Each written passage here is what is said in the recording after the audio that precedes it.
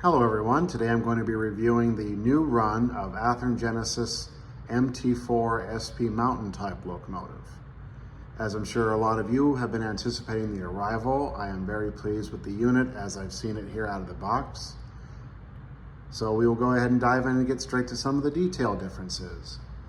One of the most notable right off the hand is the smoke box here is no longer that shiny aluminum silver like the face. It is the proper dark graphite, as is the firebox. It's a much nice darker gray, so it gives it a more realistic appearance instead of a museum appearance.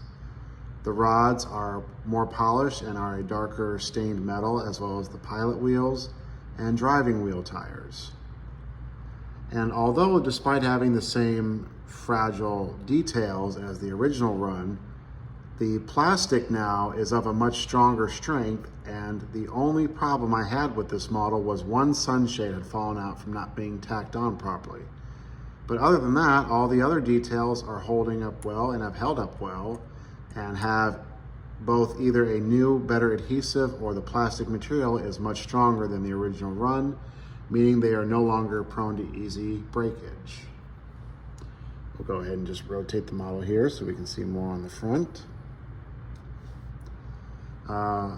The newest features of the model are, of course, an LED headlight, LED number boards, which include decals so you can make it any train you wish, and a LED tender light. The model also comes equipped with Tsunami 2 sound and 2 mini Sugar Cube speakers. It's a 21-pin decoder. So if you ever get tired of the Tsunami, you can always swap it out for a TCS or a Locksound 21-pin. Another great feature that separates this from the early run is they have painted the bell mount black and the bell a bronze gold color. Now, of course, per SP, this may be correct or this may not be correct, but I like that this detail actually stands out. Another detail on the early run that was not always well put on were these small steps here on each side of the pilot. I have an original run where these have broken off easily. On this new run, these you have to almost hit with a hammer to get it to break. They do come stock with the plastic Mick Henry couplers, only because that's Athearn's personal couplers, and I've already swapped the tender for a metal KD. As you see, the driver centers have black stickers on them, as well as the pilot wheels do. Another amazing detail about the model is that even the smallest details have changed. These are now white on the class lights. The original runs were painted green.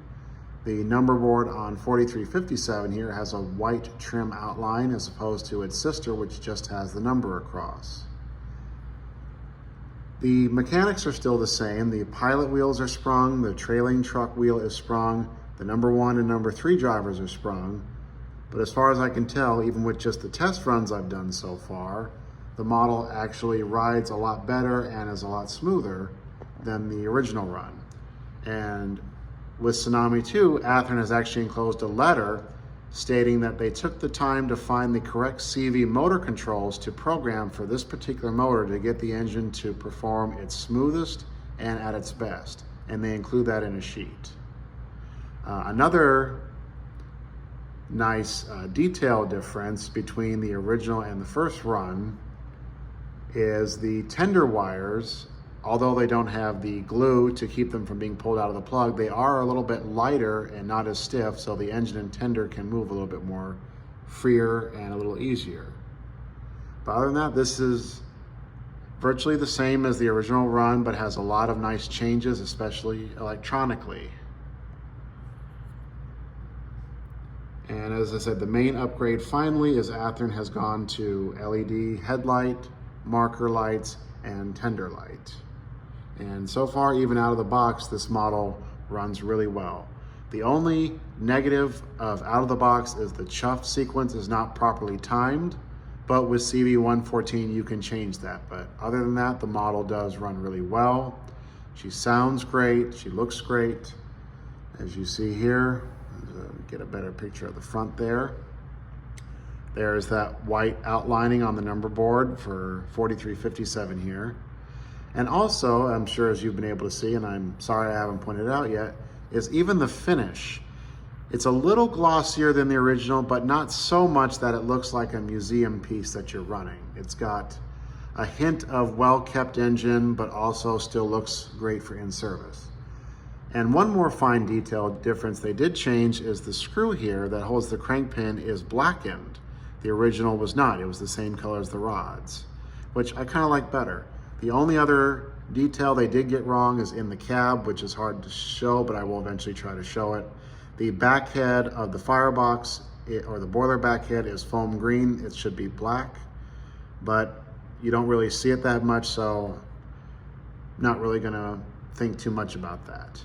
But anyway, there's just the basic review. Oh, another review, or another detail difference, sorry, I should say.